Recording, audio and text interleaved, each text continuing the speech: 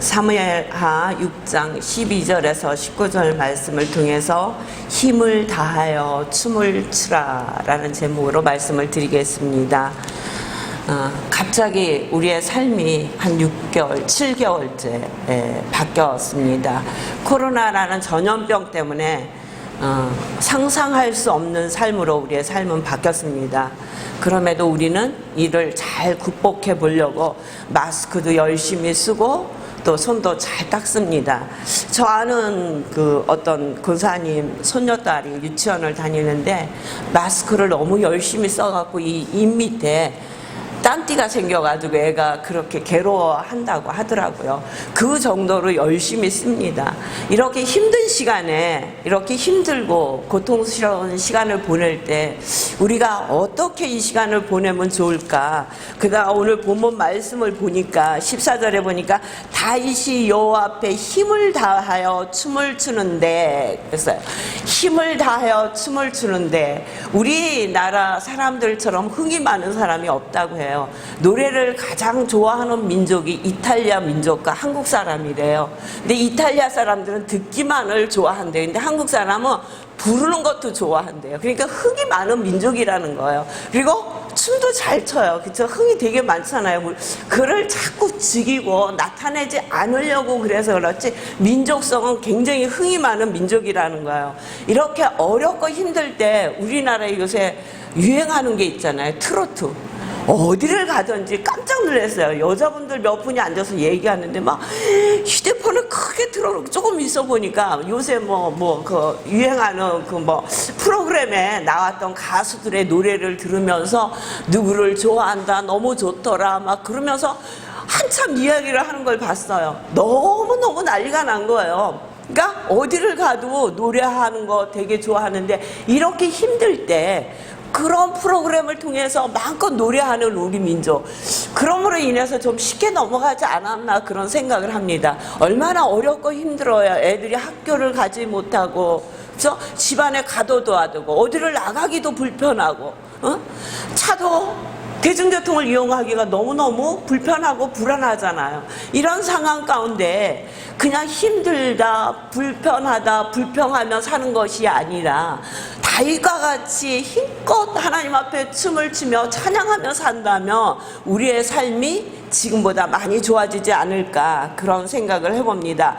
이 사무엘하 전체는 다윗의 인생 여정이에요. 희노애락이 다 기록되어 있습니다. 1장부터 10장까지는 하나님께서 다윗을 통해서 유다의 왕이 되게 하시고 그 다음에 이스라엘 전체의 왕이 되게 하시는 그런 사건들, 또 블레셋을 이기게 하시고 하나님의 궤를 예루살렘에 어떻게 그 하나님의 궤가 오게 되었는지에 대해서 오늘 본문 말씀을 통해서 우리에게 말씀을 하시는 거예요. 11장부터는 정말 다윗의 삶에 내리막길을 내려가는 것을 우리가 볼 수 있어요. 그래서 이제 이번 주 중에 우리가 11장부터 읽을 것인데 그것은 이제 다음 주에 말씀드리기로 하고, 이번 주에는 다윗이 하나님의 궤를 운반하는 데 있어서 얼마나 기쁘고 즐거워했는지 그렇게 하나님 앞에 춤을 췄다는 내용이 오늘 본문에 나와 있습니다. 사무엘상 31장에 보면 블레셋과의 전쟁에서 사울과 세 아들이 한꺼번에 죽지 않습니까? 사울이 죽어요. 그리고 그 남은 아들 이스보셋이 그 북이스라엘을 다스립니다. 거기에는 10지파가 있는 거예요. 북이스라엘을 이스보셋이 다스리고 있을 때 유다의 왕으로 하나님께서 다윗을 세우시는 거예요. 처음부터 이스라엘 왕이 된 게 아니에요. 유다 한 민족, 유다의 한 민족의 왕이 됐어요. 2장 4절에 보면은 유다 민족이 그에게 기름을 붓더라. 그래서 30세 왕이 돼서 7년 6개월 동안 헤브론에서 유다를 다스립니다. 그러고 나서 7년 반 후에 이스라엘 모든 백성들의 왕이 되는 거예요. 첫 번째 기름 부음을 받은 한 20여 년이 흐르는 세월에 이스라엘 전체적인 왕이 됩니다. 우리 5장으로 한번 가보겠습니다. 5장 1절 보세요. 이스라엘 모든 지파가 헤브론에 이르러 다윗에게 나와 이르되 보소서 우리는 왕의 한 권력이니이다. 그러니까 이스라엘의 모든 지파, 이스라엘의 모든 지파가 다윗 왕에게 와서 얘기하는 거예요. 우리는 한 식구다, 이렇게 얘기하는 것입니다.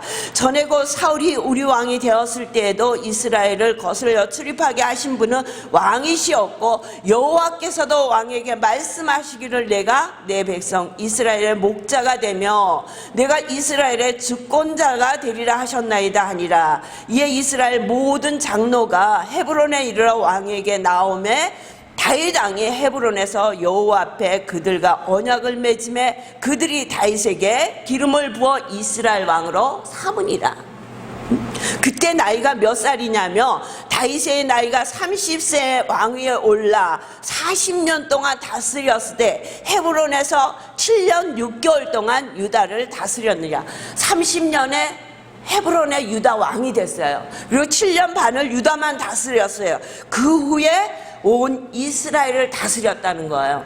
그러니까 33년 동안 온 이스라엘을 다스려서 다윗이 이스라엘 왕이 된 지 40년을 채우는 것을 볼 수 있습니다. 이렇게 40년 동안 이스라엘 왕이 돼서 다윗은 하나님 앞에 사는 것을 볼 수 있어요. 이렇게 이스라엘 전체 왕이 된 다음에 첫 번째 다윗이 한 일이 있어요. 그 일이 뭐냐면 5장 6절부터 보면 왕과 그의 부하들이 예루살렘으로 가서 그 땅 주민 여부스 사람을 치려 하며 여부스를 친 거예요. 여부스는 예루살렘 땅에 있던 족속이에요. 근데 이들이 여호수아 때부터 그 땅을 차지하지 못한 거예요. 가나안의 가장 중심지인 땅인데 이스라엘 민족이 가나안 땅에 들어가서 이 땅을 차지하지 못했어요. 여부스 쪽이 계속적으로 예루살렘을 차지하고 있었어요. 그런데 다윗이 이스라엘 왕이 되어서 제일 첫 번째 한 것이 이 여부스 민족을 치고 그 예루살렘을 차지한 거예요. 그리고 이스라엘의 수도를 예루살렘으로 정하는 것입니다. 그 후에 다윗은 여부스 사람을 치고 블레셋을 향해서 두 번의 전쟁을 합니다. 사울과 다윗의 차이가 이 블레셋 전쟁을 봐서 알 수 있어요. 다윗은 블레셋과 전쟁하면서 꼭 하나님께 묻습니다. 여호와께 여짜워 이르되, 5장 19절에 보면 다윗이 여호와께 여짜워 이르되 하나님 앞에 기도했다는 거예요. 그 다음에 또 블레셋과 전쟁에서 23절에 보면 다윗이 여호와께 여쭈니 이르시되 하나님 앞에 여쭙다는 거예요. 언제나 기도를 하는 사람이었다는 거예요. 사울과 다윗의 가장 큰 차이점이에요. 그 하나님 앞에 언제나 기도하며 나아갔던 다윗을 5장 10절에 보니까 만군의 하나님 여호와께서 함께 계시니 다윗이 점점 강성하여지니라. 점점 강성해졌다는 거예요. 왜? 하나님이 함께 하심으로. 다윗은요, 사무엘을 통해서 기름 부음을 받고 너무도 어렵고 힘든 시간을 견뎌냈습니다. 남이 땅에 가서 가드에 가서 미친 사람이 된 것처럼 미친 사람의 흉내를 내야만 살 수 있었어요. 벽에 온몸을 문지르며 침을 흘리며 미친 자의 행동을 하지 않으면 살 수 없을 정도로 힘든 시간을 견뎠어요. 그곳에서 더 이상 견딜 수 없으니까 유다 땅으로 옵니다. 유다 땅에서는 유다의 평지에서 산 것이 아니에요. 굴 속에 가서 지내며 광야에 가서 지내는 거예요. 근데 그때 하나님이 400명의 사람을 보내줍니다. 아굴라 굴 속에 있을 때 400명의 사람이 와서 그들이 다윗과 함께 하는 거예요. 그들은 빚진 자였어요. 힘없는 자였어요. 갈 곳이 없는 자들이었어요. 근데 그때 만난 그들이 다윗의 평생 같이 하는 거예요. 다윗의 오른팔이 되고 왼팔이 돼서 다윗과 함께하는 자들을 그때 만난 거예요. 그렇게 하나님 앞에 하나님이 그를 교육시키시고 그 시간이 다 흐른 후에 이스라엘 전체 왕으로 그를 세우시는 것을 볼 수 있어요. 하루아침에 왕으로 기름 부음을 받았지만 그는 바로 왕이 된 것이 아니라 힘들고 어렵고 힘든 시간을 잘 견디고 그리고 유다의 왕으로 7년 반을 지내고 그 다음에 이스라엘 왕이 되는 거예요. 자기 손으로 스스로 이스라엘 왕이 되려고 하지 않았어요. 두 번이나 하나님께서 사울을 죽일 기회를 주지만 하나님이 기름 부으신 종을 자기가 죽일 수 없다고 사울을 살리는 거예요. 자기를 죽이려고 그렇게 쫓아다니는 사울, 그만 죽이면 모든 일이 잘 될 것 같았던 그 환경에서도 그는 사울을 죽이지 않습니다. 끝까지 하나님 앞에 하나님의 말씀을 지키려고 하는 거예요. 그렇게 다윗은 이스라엘 전체의 왕이 됩니다. 그리고 예루살렘을 차지해요. 예루살렘을 차지하고 그가 한 일이 오늘 6장의 일이에요. 6장 1절에 보니까 다윗이 이스라엘에 뽑은 무리 3만 명을 다시 모으고 블레셋과의 전쟁에서 승리하고 그곳에 남아있던 병사 3만 명을 다시 모으는 거예요. 왜 모으느냐? 아비나답의 집에 있던 하나님의 궤를 옮기려고요. 이스라엘이 하나님의 궤를 블레셋에 잊어버렸었어요. 전쟁에 가서 빼앗겼어요. 근데 이들이 전쟁에 이겨서 하나님의 궤를 찾은 것이 아니라 하나님의 궤가 가는 곳마다 연병을 일으키고 그들이 섬기는 다곤신을 부숴버리기 때문에 이들이 다시 이스라엘로 보낸 거예요. 그리고 그때 이스라엘로 돌아온 그 하나님의 궤는 여전히 아비나답의 집에서 있었어요. 70여 년 동안 그 집에 있었어요. 사무엘도 하나님의 언약궤를 가져올 생각을 하지 못했어요. 사울왕이 40년 동안 이스라엘을 다스렸지만 언약궤가 이스라엘 가운데 있지 못했어요. 한 변방에 아비나답의 집에 있었던 거예요. 그런데 다윗은 예루살렘을 찾고 바로 하나님의 궤를 가지고 오려고 준비를 하는 거예요. 근데 준비를 하는데 3만 명을 모으고 3만 명을 모아서 각종 악기를 가지고 악기와 수금과 비파와 소고와 양금과 제금으로 여호와 앞에서 연주하면서 하나님의 궤를 옮기는 거예요. 3절에 보니까 그들이 하나님의 궤를 새 수레에 싣고 산에 있는 아비나답의 집에서 나오는데 아비나답의 아들 우사와 아호가 그 새 수레를 모니라. 아비나답의 아들이 옆에서 그 수레를 몰고 오는 거예요.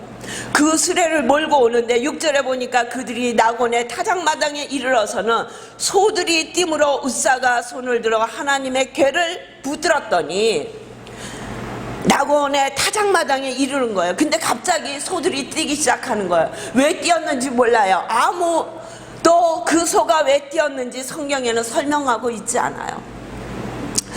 소가 뛰니까 궤가 막 움직이는 거예요. 옆으로 떨어질 것 같은 거예요. 그러니까 우사가 옆에 있다가 얼른 하나님의 궤를 만진 거예요.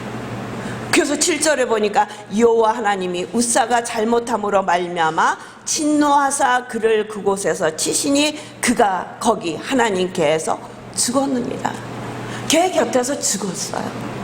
하나님의 궤를 예루살렘으로 가져오려고 최선을 다해서 다윗은 준비한 거예요. 3만 명을 모집한 거예요. 그리고 각종 악기를 가지고 큰 찬양단을 만들어서 하나님 앞에 찬양을 부르며 악기를 울리며 뒤에서 3만 명의 병사가 따르며 하나님의 궤를 수레에 싣고 옮기는데 나곤의 타작마당에서 소가 뛰는 거예요. 그러니까 하나님의 궤가 넘어질 것 같은 거예요. 있잖아요. 소 수레에 실었는데 소가 뛰니까 궤가 움직이는 거 당연한 일이죠. 그러면 여러분들 같으면 안 만졌겠어요? 제가 옆에 있었다면 저도 만졌을 것 같아요. 우사같이. 한번 상상을 해보세요. 이게 만지지 말라는 것이 정상인지 이게 만지는 게 정상인지. 그렇죠? 책임지고 그걸 운반하는 거예요. 지금까지 자기 집에 있었던 70여 년 동안 자기 집에 있었던 하나님의 궤를 운반하는 거예요. 그러니까 제가 어저께 이 말씀을 다시 보고 왜 우사가 하나님의 궤를 만졌을까? 왜 다윗은 이 하나님의 궤를 이동하면서 왜 수레에다 싣고 왔을까? 하나님의 말씀을 정확하게 알지 못했을까? 여호와의 궤를 어떻게 운반해야 되는 것을 하나님께서는 민수기를 통해서 분명히 말씀해 주셨거든요. 네이지파 중에서도 고핫의 자손이 어깨매라고 말씀하셨어요. 수레에 싣고 옮기라고 말씀하시지 않았어요. 근데 수레에 싣고 옮겨진 적이 있어요. 언제냐면 블레셋 사람들이 여호와의 궤를 감당 못해서 블레셋 땅에서 이스라엘로 보낼 때 암소에 새 수레를 달고 그리고 거기 하나님의 궤를 싣고 이스라엘 땅으로 보낸 거예요. 그때 여호와의 궤가 수레에 실려왔어요. 그때만 하나님의 괴가 소수레에 실려온 거예요. 그러니까 아비나답을 통해서 그때 봤던 많은 사람들을 통해서 하나님의 괴가 소수레에 실려왔다는 얘기를 듣지 않았을까, 그렇게 많은 사람들이 이야기도 합니다. 그래서 이들이 들어왔던 그 말대로 여호와의 궤를 소수레에 실는 것이 잘못된 것이 아니다라는 이들의 생각 가운데 그게 자리 잡고 있었을 것이다. 그래서 아무런 걱정이나 근심이나 이것을 어떻게 해야 되는지 고민하지 않고 당연히 소수레에 실는 것이 잘못된 것이라고 생각하지 않고 다윗이나 우사나 아비나답이나 그 집에서 이것을 소수레에 실었을 것이다. 그러나 하나님의 생각은 다르다는 거죠. 블레셋 사람들은 하나님의 말씀을 모르는 사람이에요. 거기에는 네 지파도 없었어요. 이방 민족이에요.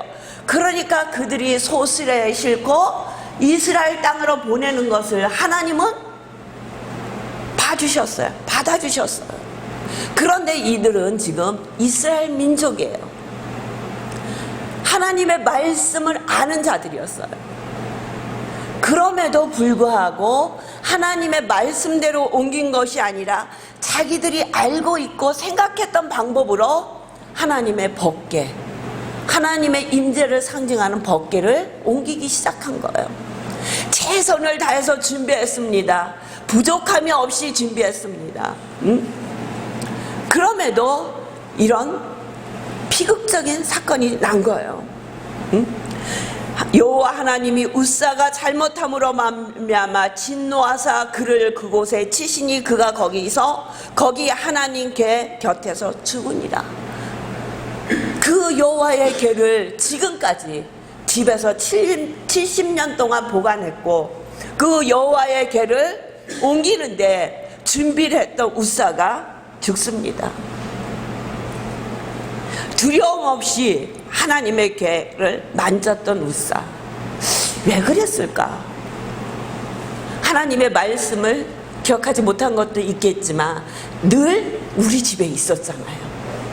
늘 나와 가까이 있었잖아요. 우리가 언제든지 교회에 와서 예배 드릴 수 있을 때와 이 코로나19로 인해서 우리가 2달 동안 예배당에 나오지 못하고, 지금도 우리 교회는 이렇게 작은 교회이기 때문에 여러분들이 다 나와서 예배를 드리지만 큰 교회는 지금도 다 함께 예배당에 모이지 못해요. 거리 두기를 해야 되는데 옛날에는 그 많은 의자도 좁아서 따닥따닥 붙어 앉았는데 지금은 그렇게 앉아서 예배 드릴 수 없잖아요. 거리 두기를 해야 되니까 거리 두기를 해서 요번에도 그 수원의 큰 교회에서 확진자가 나왔는데요. 그 옆에 있던 분만 확진이 됐지 거리 두고 마스크 쓰므로 인해서 더 이상 확진이 나타나지 않았어요. 그러니까 얼마나 그게 중요한지 우리 알 수 있잖아요. 2달 동안 우리는 예배당에 나오지 못했어요. 오고 싶어도 올 수 없었어요. 와서 함께 예배드리고 함께 기도하고 함께 찬양하는 시간을 우리는 너무 그리워하고 살았어요. 그런데 이것이 1달이 지나고 2달이 지나니까 우리의 마음에 첫 번째 먹었던 마음과 똑같았나? 아니요. 목사인 저도 그렇지 않더라고요. 첫 번째는 같이 예배를 못 드리고 촬영을 해서 이렇게 예배를 드리는데 마음이 정말 너무 슬프고 고통스럽고 죽을 것 같더라고요. 어떻게 이렇게 예배를 드릴 수 있지? 그냥 예배를 드릴까? 수도 없이 고민했는데 1달이 지나고 2달쯤 되니까 그냥 이렇게 드리는 거구나, 이렇게 드릴 수도 있구나, 이렇게 되는 거예요. 근데 하나님의 궤가 아비나답의 집에 70년을 있었어요. 정말 전에 이스라엘 민족이 여호와의 궤를 두려운 마음으로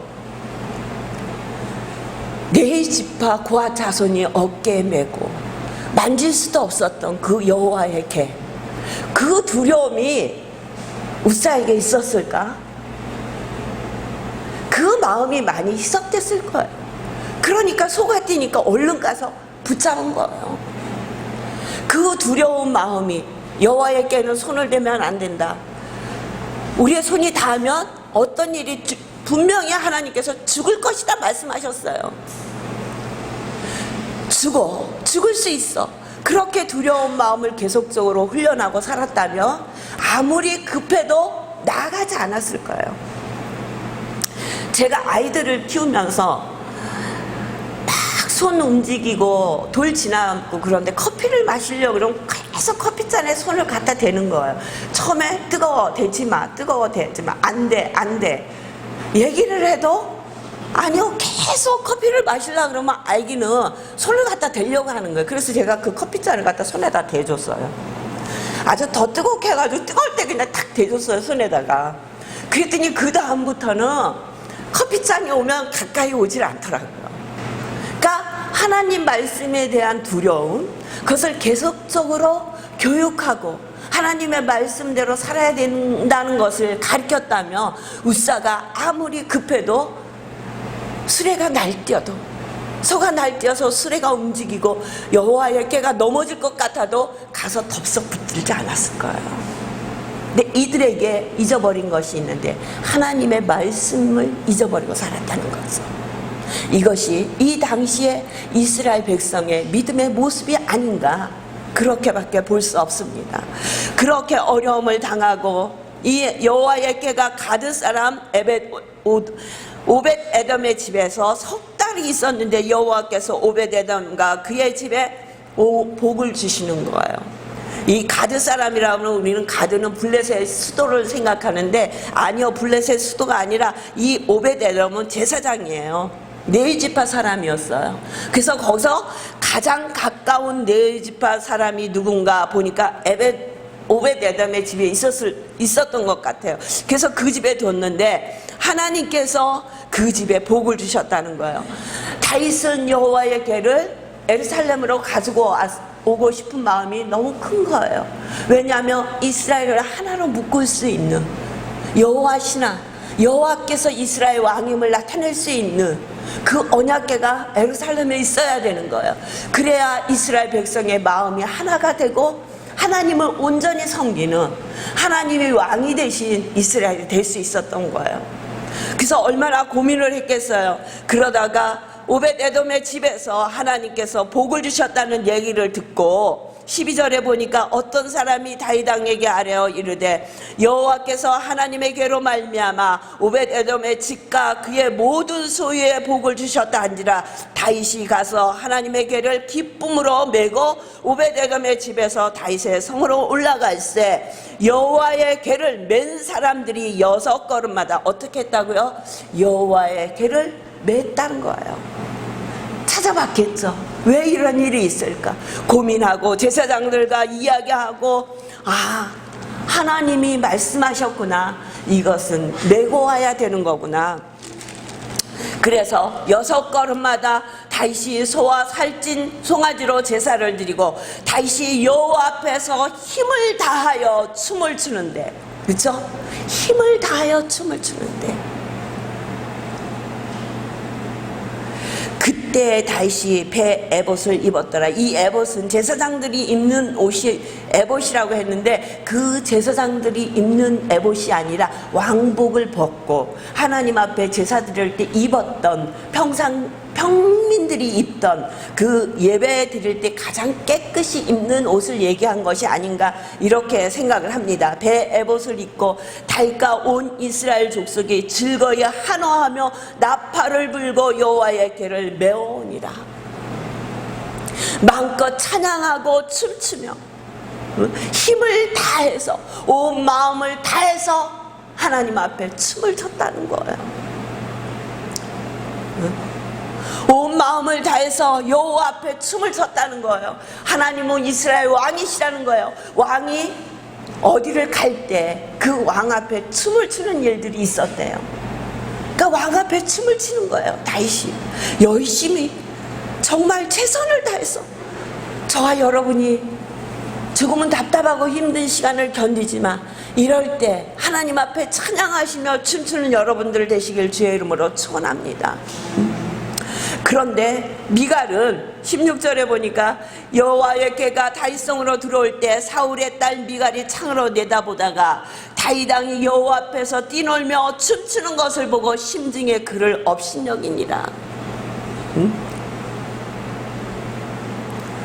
그리고 20절에 보니까 사울의 딸 미갈이 나와서 다윗을 맞으며 이르되 이스라엘 왕이 오늘 어떻게 영화로우신지 방탕한 자가 염치 없이 자기 몸을 드러내는 것처럼 오늘 그의 신복의 계집종의 눈앞에서 몸을 드러내셨나이다.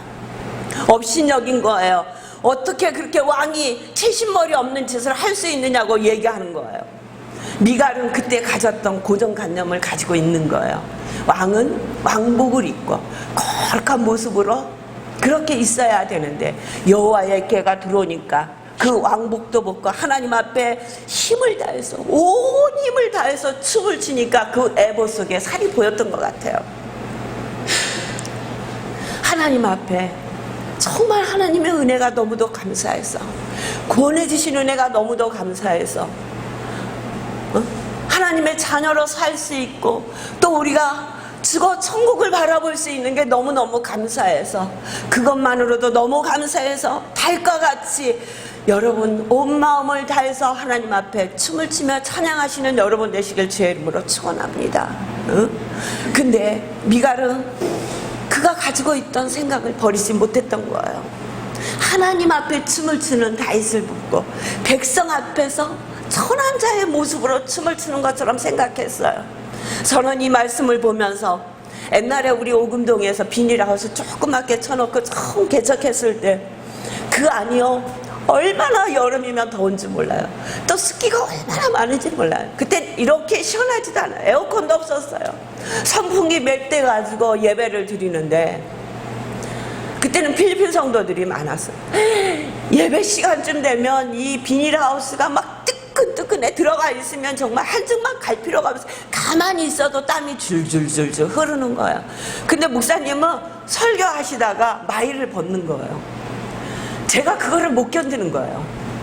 그리고 꼭 설교하고 내려오면 첫 마디가 어떻게 예배 시간에 마이를 벗을 수 있어?